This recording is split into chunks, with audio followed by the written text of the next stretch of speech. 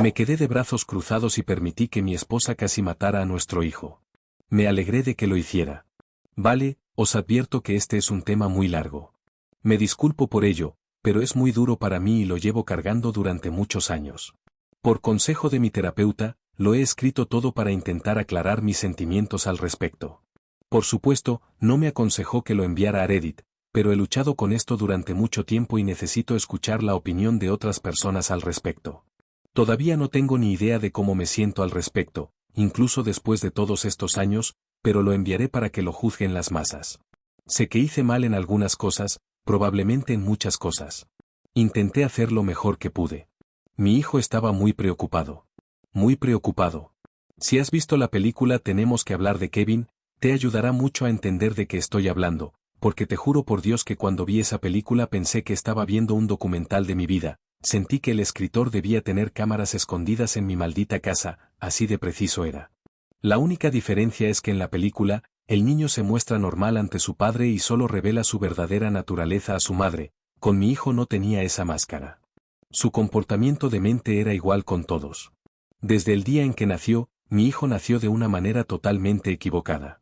Fue planeado, mi esposa y yo intentamos quedar embarazados y nos emocionamos mucho cuando nació. Era deseado y amado. Lo colmamos de afecto y realmente intentamos darle una infancia feliz. Pero desde el día en que lo trajimos a casa del hospital, fue miserable. Lloró durante 13 meses seguidos. No exagero, 13 meses sin descanso, lloró hasta que se quedó sin voz y siguió llorando, se podía ver su carita arrugada y no salía ningún sonido, totalmente ronco. Había momentos en que literalmente lloraba mientras dormía, nunca he visto ni oído de ningún otro niño capaz de hacer eso. Lo llevamos a médicos, especialistas, intentamos cambiar su dieta, lo abrazamos, lo mecimos, le pusimos juguetes, lo envolvimos en pañales, música, móviles, todo lo que se nos ocurrió. Nada funcionó. 13 meses de rechinamiento, sin dormir. Una vez que superó la etapa de llanto, pensamos que ya habíamos salido del atolladero. Pero pronto se hizo evidente que, por alguna razón desconocida, simplemente estaba enojado por estar vivo. Nunca vi a ese niño sonreír genuinamente y alegre durante el tiempo que lo conocí. Lo vi sonreír con una sonrisa cruel y horrible muchas veces, sintiendo un placer perverso al causar dolor o sufrimiento o romper una regla, pero ¿una sonrisa de placer real por algo agradable? No, nunca. Ni una sola vez. No tenía ningún interés en nada positivo, estaba impulsado por el odio, y todo lo que hacía estaba orientado hacia eso. Tan pronto como pudo caminar, su misión en la vida fue destruir cosas. Rompía o intentaba romper cualquier cosa que se le pusiera a su alcance, la hacía trizas, la masticaba, la tiraba al inodoro, lo que fuera que pudiera. Después de un tiempo, descubrió cómo quitarse el pañal y disfrutaba mucho cagando y haciendo pis en cualquier lugar que pudiera. Después de un tiempo, descubrió que podía esconderlo y comenzó a orinar y cagar en lugares que no encontraríamos de inmediato, aplastándolo en las alfombras, lo que hacía que fuera aún más difícil limpiarlo y hacía que la casa apestara. Cuando creció, entre los 9 y los 15 años, orinaba y cagaba en nuestra cama, hasta que pusimos un cerrojo en nuestra puerta y ya no podía entrar. Luego simplemente cagaba en el pasillo frente a nuestra habitación. Esa guerra biológica comenzó alrededor de los 2 años y medio y nunca la superó. Intentaré hacerlo más rápido, porque podría hablar de esto durante días, pero a medida que fue creciendo, se volvió cada vez más difícil de controlar. Mordía, pateaba, gritaba, arañaba y escupía a cualquiera que intentara hacer algo con él.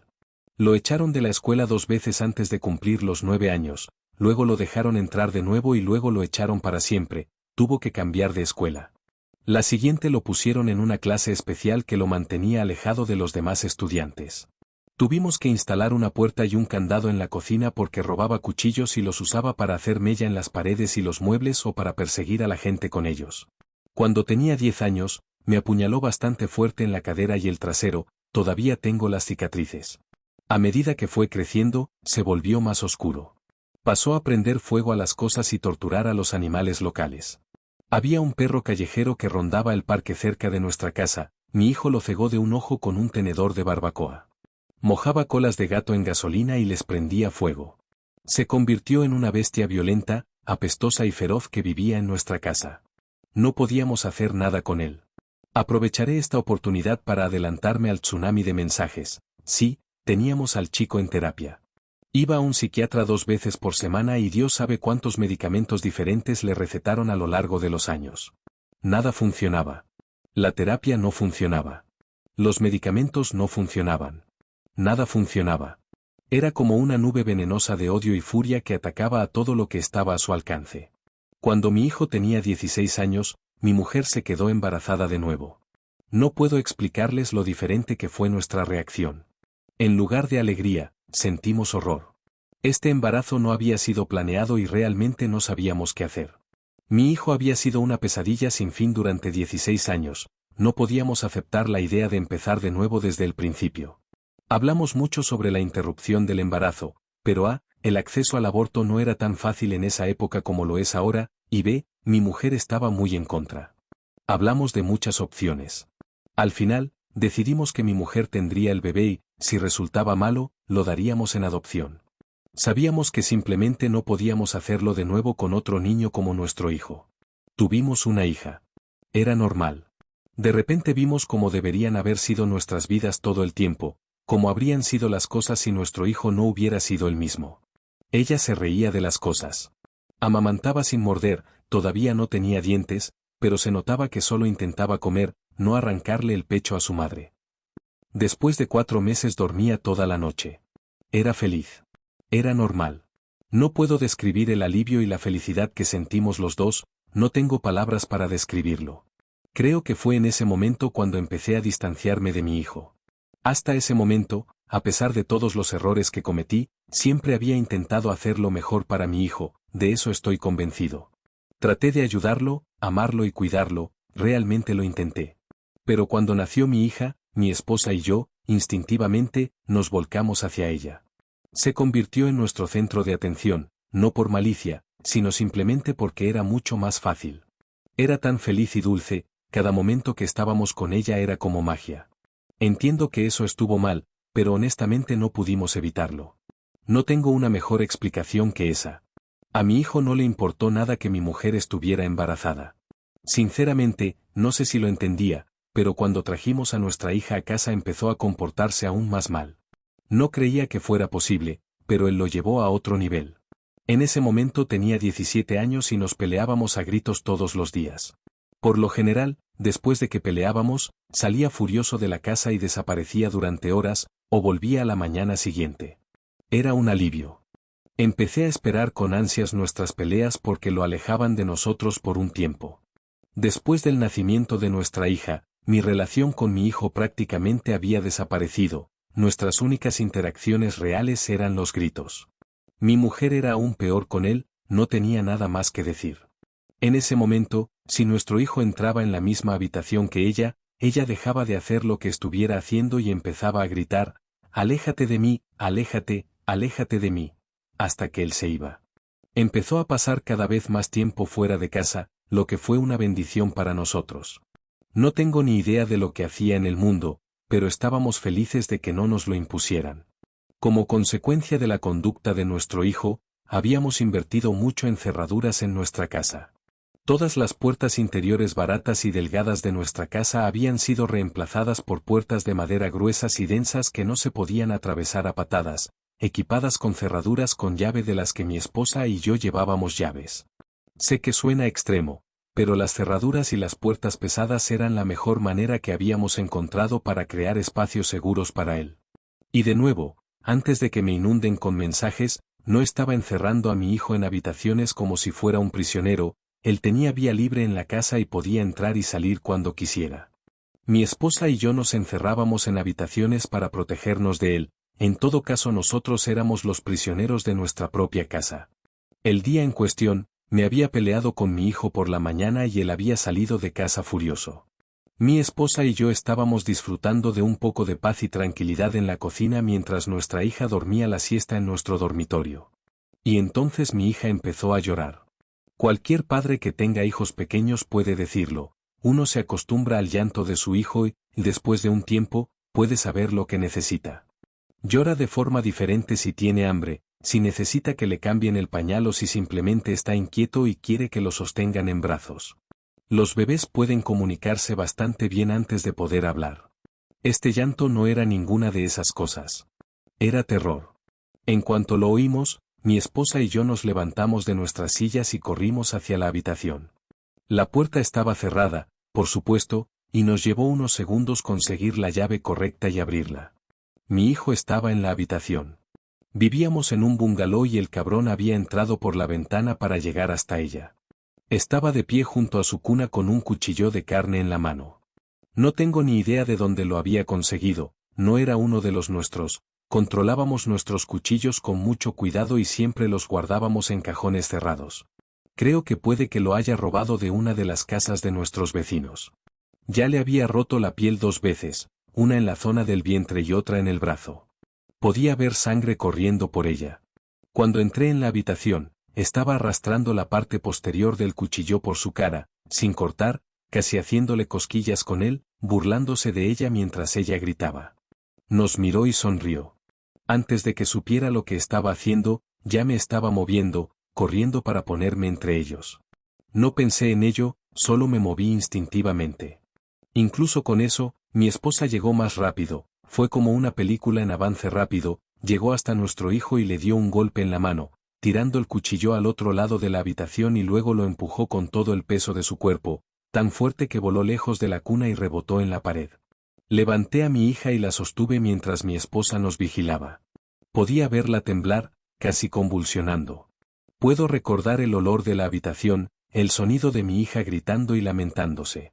La mirada en el rostro de mi hijo mientras estaba allí de pie. Simplemente nada. En blanco, muerto, no había nada en sus ojos, ninguna emoción. Parecía un extraterrestre para mí. Vi a mi esposa dar un paso hacia él. Podría haber extendido la mano y detenerla, pero no lo hice. Ella dio un paso adelante nuevamente, muy cerca de él. Podría haberla detenido nuevamente. Pero no lo hice. Esperó, mirándolo durante unos 3 o 5 segundos sin moverse. Y luego le dio un puñetazo en la cara. Hasta este punto, puede que te hayas imaginado a mi esposa como una mujer típica, de complexión pequeña, delicada. No es así. Mi esposa tiene una complexión pequeña, pero no es delicada ni delicada, nunca lo ha sido desde que la conozco. Desde su adolescencia, mi esposa ha sido boxeadora. En ese entonces no existía la MMA, pero el karate y el boxeo eran populares en esa época, y mi esposa era una amateur muy talentosa. Pesaba alrededor de 130 libras, tenía muchos músculos y sabía cómo golpear. Yo le llevaba 70 libras en ese entonces, y no tengo dudas de que en una pelea real entre ella y yo podría haberme golpeado y me habría dejado sin fuerzas. Ninguno de los dos había puesto una mano sobre nuestro hijo con ira antes, pero algo se rompió dentro de ella ese día, y todos los años de ira, dolor, pena y frustración simplemente salieron a borbotones. Cuando ella lo golpeó, su cabeza se echó hacia atrás y comenzó a sangrar por la nariz. Él apenas reaccionó, solo la miró con una expresión de asombro, como si no supiera cómo procesar lo que acababa de pasar. Ella esperó otro segundo. Y luego lo golpeó de nuevo. Podría haberme acercado y detenerla. Podría haberla sacado a rastras de la habitación, llevármela, calmarla. No lo hice. Me quedé allí de pie y observé mientras ella comenzaba a golpearlo sistemáticamente hasta convertirlo en pulpa. Cada vez que él llevaba las manos para cubrir una parte, ella lo golpeaba en otra parte, cuerpo, cabeza, una y otra vez. Él comenzó a gritar, a chillar, a gritarle que parara. Es la reacción más genuina que le había visto tener ante algo en toda su vida. Pero ella no se detenía. La vi aumentar la intensidad, golpear más fuerte, más rápido, trabajando en él como un saco pesado. Él intentó golpearla y ella lo esquivó fácilmente. Estaba en piloto automático, hundiéndose en su entrenamiento. Me quedé allí de pie mirando durante 1 minuto. Luego les di la espalda y saqué a mi hija de la habitación. Llevé a mi hija a la cocina y la bañé en el fregadero. Descubrí que la había cortado una tercera vez en la planta del pie. Todos los cortes eran superficiales. La limpié y la sostuve hasta que se calmó. Le puse polisporina y curitas en los cortes. En nuestro dormitorio, podía oír a mi hijo gritando, insultando a mi esposa, diciéndole que le cortaría la cabeza y se follaría su cadáver. Después de un rato, ya no lo oía decir nada, ni siquiera lo oía gritar. Supuse que debía haber quedado inconsciente. Pero todavía podía oírla golpeándolo. Eso duró mucho tiempo. Lo suficiente para que mi hija se quedara dormida en mis brazos. Me quedé sentado en la mesa de la cocina esperando a que terminara. Finalmente salió y se sentó frente a mí. Tenía las manos hinchadas y rojas. Su cara y brazos estaban salpicados de sangre. Su pecho subía y bajaba. Nos miramos el uno al otro sin decir nada. Después de un rato le pregunté, ¿está muerto? Ella me miró y respondió, espero que sí. Asentí. Eso fue todo lo que tenía que decir al respecto. Entendí perfectamente cómo se sentía. Yo sentía lo mismo. No sabía qué hacer, así que nos sentamos allí esperando en silencio. Finalmente, mi esposa comenzó a llorar y fue a ducharse. Yo me quedé donde estaba, sosteniendo a nuestra hija. Después de un largo rato, oí gemidos y sollozos que venían de nuestra habitación. Resultó que mi hijo no estaba muerto. Entré para ver qué tan mal estaba y era, bastante malo. Nunca había visto una paliza más despiadada a nadie, antes ni después. Estaba tirado en el suelo, dando vueltas con sangre saliendo de su cara, sobre un charco de vómito. Tenía la nariz aplastada en toda la cara, ambos ojos estaban completamente hinchados y cerrados y ya empezaban a ennegrecerse. Podía ver que un par de sus dedos estaban doblados en ángulos extraños y se había meado en los pantalones. Creo que le debían faltar dientes, pero no pude ver ninguno en el suelo y no pude ver dentro de su boca, tenía los labios hinchados. Después de hablar con mi esposa sobre eso, ahora sé que ella había golpeado sistemáticamente cada parte de su cuerpo, concentrándose principalmente en sus piernas. Ella me dijo que le dio patadas en la ingle repetidamente hasta que se le cansaron las piernas, y que siguió golpeándole el cuerpo mucho después de que se desmayara. Cuando mi esposa salió de la ducha, yo todavía no sabía qué hacer con nuestro hijo. No sabía si llamar a la policía o a una ambulancia, llevarlo yo mismo al hospital, honestamente no tenía idea de qué hacer. Después de un tiempo me di cuenta de que simplemente no me importaba más lo que le pasara, y decidimos dejarlo vivir o morir por su cuenta. Había una suite para suegros en el sótano que realmente nunca habíamos usado, y mi esposa, mi hija y yo nos mudamos allí. Simplemente cedimos el piso superior de la casa a mi hijo y cerramos todo con llave, separamos nuestras vidas por completo. Había mucha comida en los armarios de arriba, suficiente para un par de semanas o más, tenía un baño y dormitorios para usar. Teníamos un baño en el sótano, una pequeña cocina y una entrada independiente, así que simplemente dejamos de subir las escaleras. Simplemente decidimos que habíamos terminado con él. Pensé que dejaríamos que se acabara su comida y veríamos qué pasaba. Durante la semana siguiente, a veces lo oíamos moverse por el piso de arriba. Creo que se pasaba la mayor parte del tiempo tumbado en la cama recuperándose. Yo iba a trabajar y lo vigilaba con máxima alerta por si me atacaba en la entrada, pero nunca lo hizo. Mi mujer se quedó en casa con nuestra hija. Nunca la perdimos de vista. Una noche lo oímos ponerse furioso, destrozando cosas y dando golpes. No respondimos. Sin embargo, nunca intentó bajar ni acercarse a nosotros. Creo que tenía miedo de que, si volvía a acercarse a nosotros, mi mujer pudiera acabar de matarlo. Después de 3 semanas en el sótano, no habíamos oído nada de arriba durante unos días, así que me aventuré a subir al piso principal de la casa. El lugar fue demolido y no había señales de mi hijo. Se había ido. Pasaron meses hasta que se reparó el daño que había hecho y se logró que el piso principal volviera a la normalidad. Había comida y mierda esparcidas por todas las paredes y vidrios rotos en el piso, grandes agujeros en la pared de yeso, había destrozado el lugar. Rompió el linóleo de una esquina de la cocina y vació un extintor de espuma entero en la sala de estar. Me siento agradecida de que no haya quemado la casa con nosotros dentro, honestamente no estoy segura de por qué no lo hizo, el niño no tenía reparos en prender fuego a las cosas. Después de eso, viví con miedo todos los días de que regresara, de que nos tendiera una emboscada de la nada y tratara de matarnos. Nos mudamos de casa unos 3 años después y finalmente dejé de tener miedo de que apareciera de nuevo, ya que ahora no tenía idea de dónde estábamos. Finalmente me sentí a salvo de él. Todo esto pasó hace mucho tiempo. Mi hijo nació en la primavera de 1971, mi hija nació en 1988. Ahora soy un hombre mayor, cumpliré 70 años este año y mi esposa falleció de cáncer en 2016. Mi hija tiene 31 años ahora, me mudé con ella y su esposo después de que mi esposa falleciera. Tengo 2 nietas y son la alegría de mi vida. Veo a un terapeuta un par de veces al mes para hablar de todo esto. No sé dónde está mi hijo. La última vez que lo vi fue cuando estaba tirado en el piso de nuestro dormitorio, sangrando y destrozado. No he sabido nada de él desde que se fue, hace más de 30 años. No quiero saber nada. Me siento muy culpable por esa época y tengo muchas emociones encontradas. No lo golpeé yo mismo, pero permití que lo golpearan y pensé que se lo merecía. Me alegré de que ocurriera. No intenté matarlo, pero me habría alegrado si hubiera muerto. Diré que espero que haya podido superar sus demonios y vivir una vida normal en algún lugar. Si no pudo hacerlo, si se quedó como estaba, entonces realmente espero que alguien lo haya matado.